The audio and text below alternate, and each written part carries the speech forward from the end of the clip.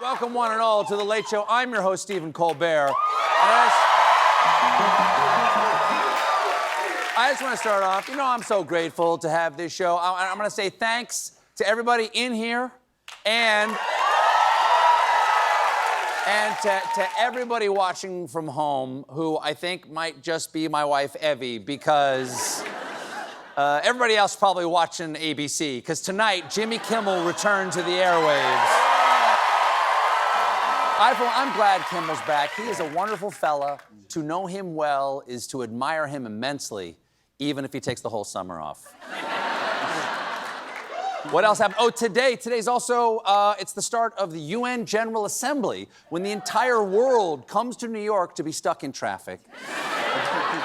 And no one is exempted from the crushing traffic, including French President Emmanuel Macron. And this was last night, right? Last night, here he is trying to convince New York cops to just let him through. I'm sorry, President, I'm really sorry. It's just that everything's frozen right now. There's a motorcade coming right. That's why. I'm sorry. If you don't see it, let me cross. I negotiate with you. Yes. Let me negotiate with you. Let me try again in your native tongue. I am, how you say, walking here. I want you to, if you please, s'il vous plaît, forget about it. Turns out, Macron was stuck behind President Trump's motorcade, so he got on the horn to let him know he'd be late. How are you? Guess what? I'm waiting in the street because everything is frozen for you. Oh, yeah. Oh, boo-hoo, Mr. France. You got stuck in a little traffic. We do that every day. Would you like some cheese with that wine? Oh, you would? That's actually your favorite thing because you're French? Okay. Even before the General Assembly began, the United States was taking a hard line with some of its international adversaries. Yesterday, the State Department announced that the U.S. is blocking Iranian diplomats in the U.S. from shopping at Costco. No, you dummies. You want the Iranians to eat a bulk bushel of croissants. Then they'll get all logy and pliable. That's why the Yalta Conference went so well. FDR gifted Stalin a 5-gallon bucket of Nutella. The General Assembly heard from a lot of world leaders and Donald Trump. The theme of his speech.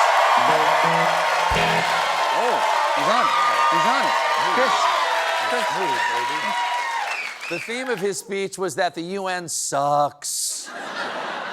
And the delegates are all ugly and their mothers dress them funny. Trump, he mouth-shambled for almost an hour, saying at one point that he has stopped 7 wars without any help from the UN, and then added this. All I got from the United Nations was an escalator that on the way up stopped right in the middle. Yes. The escalator he was on stopped. And we know there is a God because we have footage of the broken escalator. Here he is, walking up to the working escalator. As soon as he steps foot on it, there's Melania, he steps on and boop! Escalator.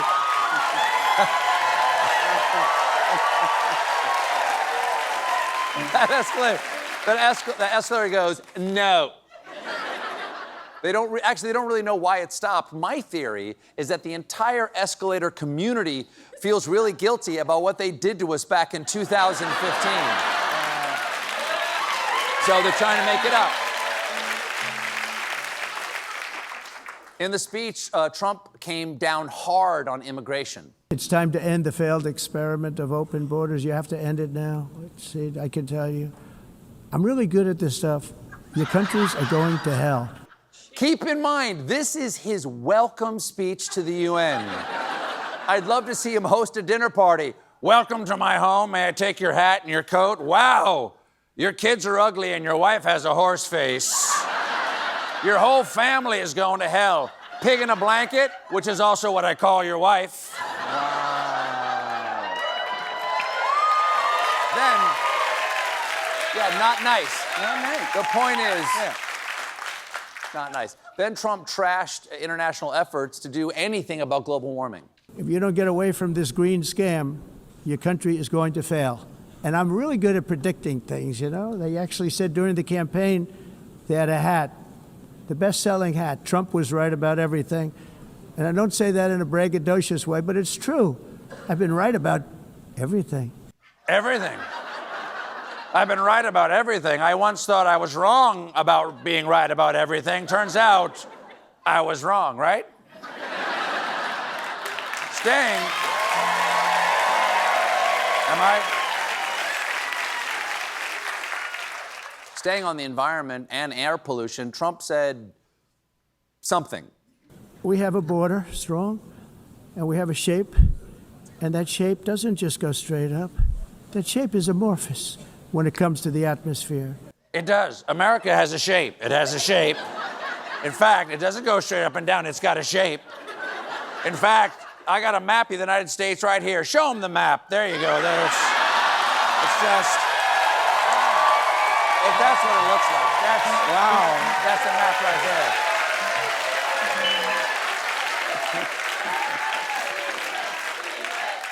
That went so... Thank you. You're very kind. That went so well that he stayed on the topic of air. We have very clean air. We have the cleanest air we've had in many, many years.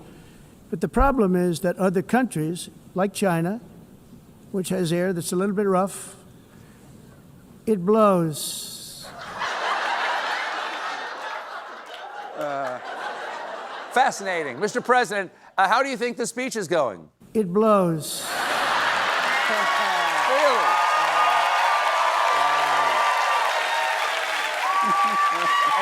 Really? I'm just wondering, what do you think history's review of your presidency will be? It blows. The UN speech bookended perfectly with yesterday's insane press conference in which Trump blamed Tylenol for autism. Okay, autism is a simple term that actually covers a variety of developmental differences across the spectrum, and you can't blame anyone, even Donald Trump, for seeking answers. But experts in the field caution that what President Trump said in his speech yesterday was, and I don't want to get bogged down in technical jargon here, crazy. Now listen, I got two. There you go.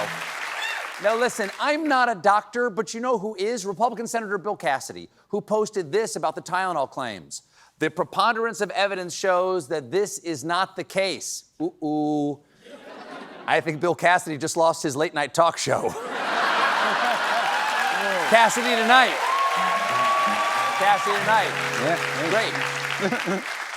This claim appears to be based on one paper that found some correlation between prenatal use of acetaminophen and offspring diagnosed with autism. But even the lead author of that study cautioned that correlation is not causation. Exactly.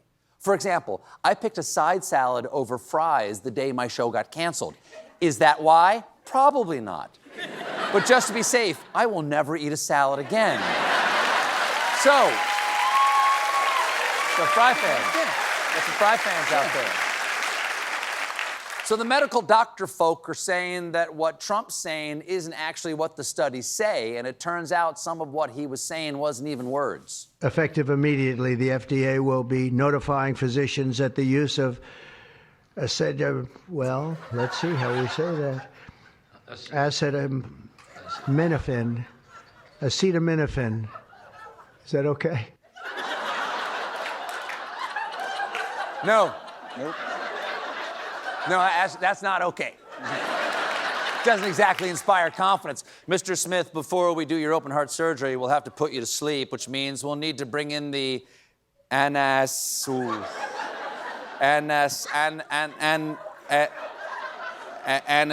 hollandaise sauce, the anal stevia apologist. The knockout guy will come knock you out. The problem is that pregnant women are not supposed to take other common pain relievers like aspirin, Advil, or bourbon. But Coach Trump has a solution. Walk it off. They are strongly recommending that women limit Tylenol use during pregnancy unless medically necessary. The word tough it out, it's easy for me to say, tough it out. Yeah, that is easy for him to say. You know what isn't easy for him to say? Aceta.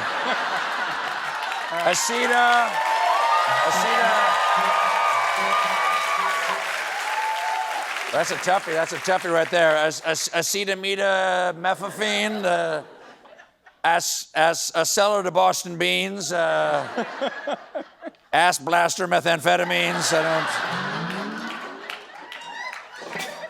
Now, Trump spoke directly to pregnant women who might be thinking about taking Tylenol. Don't take Tylenol. There's no downside. Nothing bad can happen. It can only good happen. Okay? It's that simple. It can only good happen. If take you not pill, healthy, smart, like my brain did do.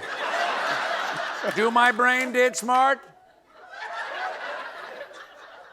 It did do. It did do. It did do smart.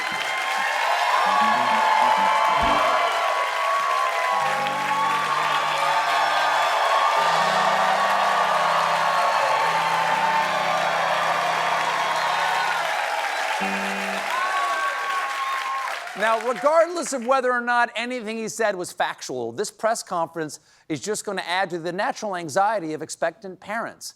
Again, Republican Senator Bill Cassidy tweeted, "The concern is that women will be left with no options to manage pain in pregnancy. We must be compassionate to this problem." And we here at The Late Show are nothing if not compassionate, which is why we're proud to announce our newest sponsor, who I believe has an answer to this problem that our president would approve of.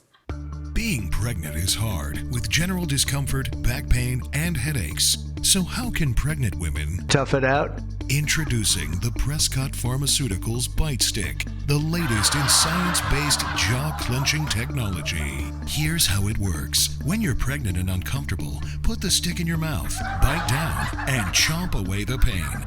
Bite Stick works for fever, swollen limbs, or when you have to listen to this. I said, well, let's see how we say that. Acetaminophen. And remember, when you use Bite Stick, Nothing bad can happen. It can only good happen. We got a great show for you tonight. Priscilla Presley is here. And when we come back, I sit down with California Governor Gavin Newsom. Join us, won't you?